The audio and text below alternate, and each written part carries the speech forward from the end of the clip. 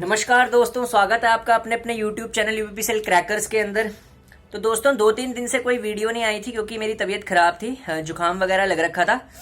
तो अब थोड़ा सा ठीक हुआ हूँ, तो अब वीडियो फिर से लगातार आती रहेंगी, ठीक है।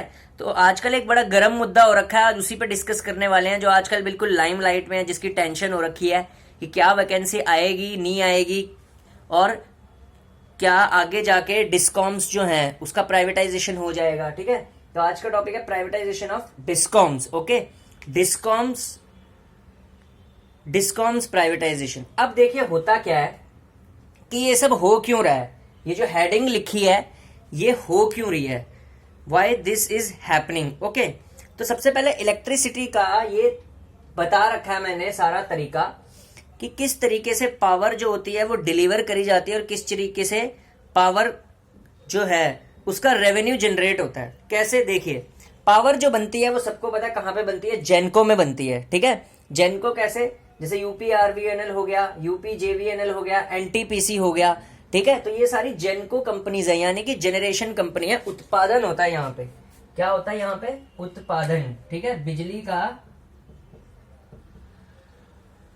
उत्पादन कहाँ पे होता है, उत्पादन होता है जेनकोज में, ठीक है। अब ये जेनको क्या करती है, इलेक्ट्रिसिटी देती है किसको, ट्रांसको को। जेनको क्या करती है, इलेक्ट्रिसिटी को देती है किसको, बिजली बना के किसको देती है, ट्रांसको को, ठीक है। और ट्रांसको और बदले में क्या लेती है, ट्रांसको से पैसा, बदले में क्या लेती है, ट्रांसको से रेवेन्यू, ठीक है। जेनको ने ये रेड लाइन से बिजली बना रखी है, जेनको ने बिजली बना के दी ट्रांसको को, ट्रांसको ने उसको क्या दिया, पैसा दिया। अब ये बिजली कहां तक आ गई, ट्रांसको तक आ गई, ये बिजली ट्रांसको तक आ गई। अब ट्रांसको क्या करेगा, बिजली किसको देगा, डिस्कॉम को, ठीक है। ट्रांसको बिजली किसको देगा, डिस्कॉम को देगा, और बदले में डिस्कॉम से क्या लेगा, पैसा। ये लो जी, ठीक है, यहां पे भी लिख दो रेवेन्यू, ठीक है। डिस्कॉम से क्या लेगा, पैसा। ट्रांसको क्या लेगा, डिस्कॉम से क्या लेगा, पैसा देगा, और डिस्कॉम को क्या देगा, बिजली देगा, ठीक है। अब डिस्कॉम क्या करेगा, डिस्कॉम क्या करेगा, कंज्यूमर को देगा बिजली।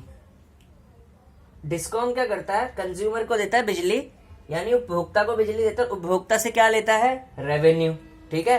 तो ये उपभोक्ता से क्या लेगा, रेवेन्यू लेगा, ठीक है। उपभोक्ता को क्या दी इसने, बिजली दी। कंज्यूमर को इसने, डिस्कॉम ने बिजली दी, और बदले में क्या लिया, बदले में क्या लिया, रेवेन्यू लिया डिस्कॉम ने, ठीक है। अब देखिए यहां तक तो कहानी बहुत ठीक है, ट्रांसको तक। अब होता क्या, जैसे जेनको ने बिजली दी ट्रांसको को, ट्रांसको ने उसको पैसा दिया जेनको को, ठीक है। फिर ट्रांसको ने वही बिजली कहां पे दे दी, डिस्कॉम तक देगी, और डिस्कॉम पैसा देगा किसको, ट्रांसको को। लेकिन अब हो कहां पे गड़बड़ रही है, जिसकी वजह से ये जो डिस्कॉम्स है वो प्राइवेटाइजेशन की तरफ को जा रहे हैं। गड़बड़ कहां पे हो रही है, देखिए उपभोक्ता से जो डिस्कॉम को पैसा मिलता है वो पूरा का पूरा नहीं मिल पाता, जिसकी वजह से वो ट्रांसको और जेनको को रेवेन्यू प्रॉपरली नहीं दे पाता, ठीक है। अब ऐसा होता क्यों है, देखिए डिस्कॉम्स जो हमारे हैं वो चल रहे हैं लॉसेज में, ठीक है। डिस्कॉम्स किसमें चल रहे हैं, किसमें चल रहे हैं, लॉसेज में।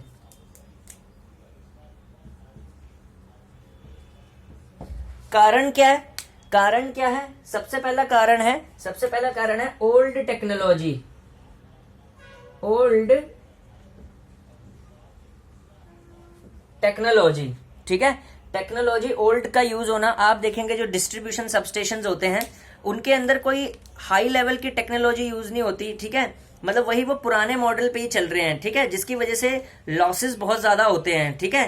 तो डिस्ट्रीब्यूशन में जो टेक्नोलॉजी है हमारी ओल्ड टेक्नोलॉजी है, और ट्रांसमिशन और जेनको में जो टेक्नोलॉजी है वो बहुत ज्यादा हाई हो चुकी है। वहां पे पीएलसी ओरिएंटेड सबस्टेशन आ चुके हैं, स्काडा ओरिएंटेड सबस्टेशन आ चुके हैं, ऑटोमेटिक सबस्टेशन आ चुके हैं, और यहाँ पे जो बेसिकली हमारे पास जो इक्विपमेंट्स यूज होते हैं वो मॉडर्न इलेक्ट्रिकल इक्विपमेंट्स यूज होते हैं, जिनमें इलेक्ट्रॉनिक एप्लीकेशंस भी पॉसिबल है ट्रांसको में और जेनको में। लेकिन डिस्ट्रीब्यूशन में जो हमारे पास टेक्नोलॉजी यूज हो रही है that is very very old technology. Second क्या है, सेकंड जो पॉइंट है लॉसेस में जाने का डिस्कॉम का वो है कि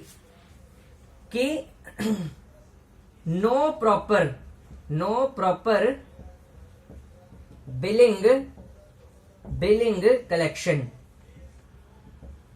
ठीक है, देखिए अगर प्रॉपर बिलिंग कलेक्शन नहीं होगा कंज्यूमर से, देखो डिस्कॉम लाइट तो 24 आवर्स दे रहा है कंज्यूमर को, लेकिन कंज्यूमर से जब प्रॉपर बिलिंग कलेक्शन हो ही नहीं रही है तो फिर क्या वो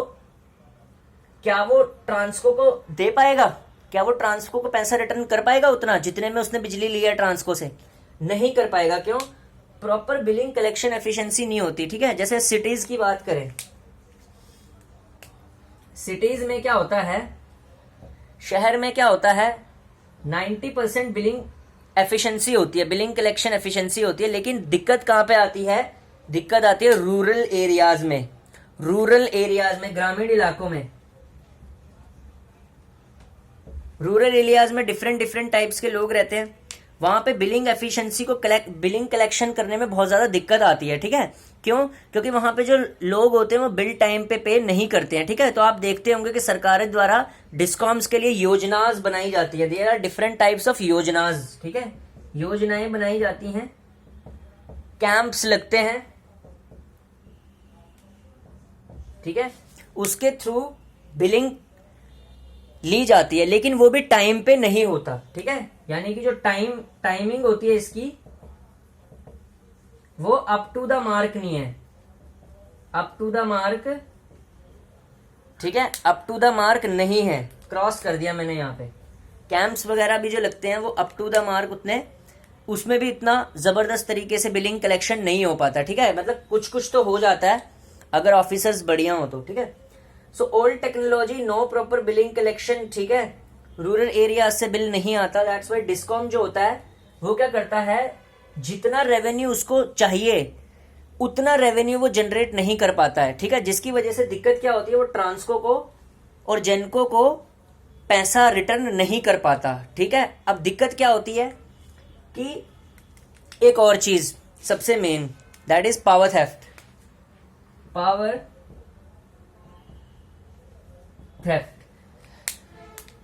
पावर थेफ्ट होने की वजह से क्या होता है, पावर थेफ्ट होने की वजह से लगातार क्या होता है, जो ट्रांसफॉर्मर्स होते हैं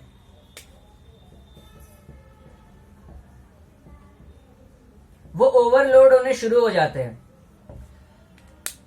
बिजली की चोरी होने से क्या होता है, जो ट्रांसफॉर्मर होते हैं वो ओवरलोड होने शुरू हो जाते हैं और टाइम पे फूकते रहते हैं, जिसकी वजह से एफिशिएंसी जो होती है डिस्कॉम की वो बहुत ज्यादा लो हो जाती है। ठीक है, और फिर उसके लिए रिपेयर मेंटेनेंस का खर्चा जो होता है वो और ज्यादा डिस्कॉम पे भारी पड़ता है। सो ये जो 3 इंपॉर्टेंट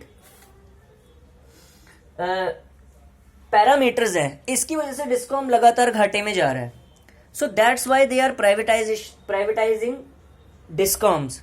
बट ये बिल्कुल गलत है। गलत क्यों है? देखिए, जो भी डिस्कॉम्स होते हैं वो गवर्नमेंट के होते हैं, और डिस्कॉम्स क्या करते हैं, बेसिकली वो हर जगह का ध्यान रखते हैं। हर जगह का ध्यान कैसे? रूरल एरियाज में भी सप्लाई पहुंचानी है, और क्या बोलते हैं, जो सब्सिडीज होती हैं वो तभी तक मिल पाती हैं जब तक गवर्नमेंट होती है, कोई भी ऑर्गेनाइजेशन।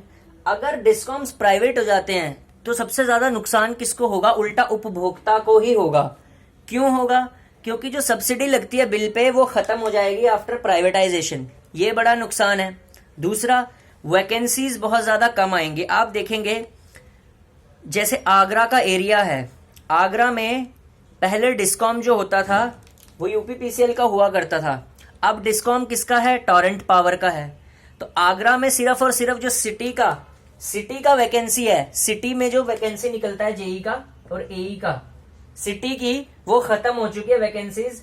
आगरा में जो पोस्टिंग होती है सिर्फ रूरल में होती है। ठीक है, तो यही दिक्कत हो जाएगी, सिर्फ रूरल से ही चलेगा। ठीक है, जो डिस्कॉम रहेगा। तो प्राइवेटाइजेशन अगर होता है तो ये बहुत ही ज्यादा नुकसानदेह है, स्पेशली इलेक्ट्रिकल इंजीनियरिंग एस्पिरेंट्स के लिए तो बहुत ज्यादा, because vacancies will decrease. Okay, and तैयारी करने वालों को थोड़ा दिक्कत रहेगा। And another thing is this कि ये इसकी जगह क्या करना चाहिए, उल्टा इसको सपोर्ट करना चाहिए। जैसे ओल्ड टेक्नोलॉजीज की जगह न्यू टेक्नोलॉजीज अगर लाई जाए, न्यू टेक्नोलॉजीज, तो यहाँ पे फायदा हो सकता है। लेकिन अब मेरे को ये नहीं समझ आ रहा ये न्यू टेक्नोलॉजीज क्यों नहीं लेके आ रहे डिस्कॉम्स के अंदर, ठीक है।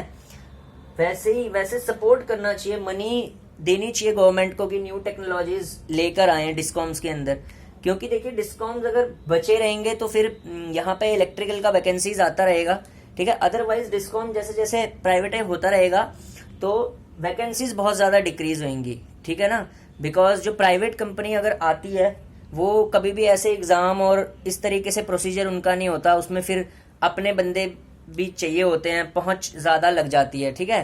तो ये दिक्कत की ही बात है, ठीक है। बस इस वीडियो का समझाने का ये मतलब था ऐसा हो क्यों रहा है, ठीक है। ये इसी वजह से हो रहा है कि जो डिस्कॉम्स हैं वो लॉसेस में चल रहे हैं, जिसकी वजह से प्राइवेटाइजेशन हो रहा है डिस्कॉम्स का। पर ऐसा होना नहीं चाहिए। एज एन इलेक्ट्रिकल इंजीनियर मैं ये समझता हूँ कि ऐसा नहीं ही होना चाहिए, बिकॉज इससे तैयारी करने वालों को बहुत ज़्यादा दिक्कत होगा। होप ये वीडियो आपको समझ आई होगी।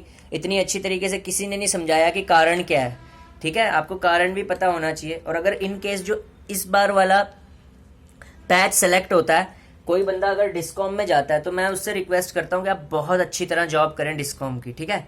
क्योंकि आप अच्छी तरह जॉब करेंगे तो डिस्कॉम फायदे में आएगा, ठीक है। कोई उल्टा सीधा हरकत करने की कोशिश नहीं करनी चाहिए, ठीक है। इससे क्या होता है, नुकसान ही होता है, ठीक है। अच्छा, करप्शन भी सबसे मेन कारण है डिस्कॉम के लॉसेस में जाने का। ये पॉइंट भी लिख देता हूँ, करप्शन, ठीक है। तो जो भी बैच सेलेक्ट होता है वो ये मत करना, ठीक है। बिकॉज इससे डिस्कॉम लॉसेस में जाएगा और लॉसेस में जाता रहा तो वैकेंसीज डिक्रीज हो जाएंगी, ठीक है। तो थैंक यू। वैसे तो ऐसा कभी होगा नहीं, ये हमेशा मृत्युंजय रहेगा, मृत्युंजय अमर रहेगा। क्यों रहेगा? इसकी यूनियन बहुत स्ट्रांग है, यूनियन स्ट्रांग। इतना स्ट्रांग यूनियन किसी का भी नहीं है जितना इसका है, यूपीपीसीएल का। सो अमर रहेगा। Thank you.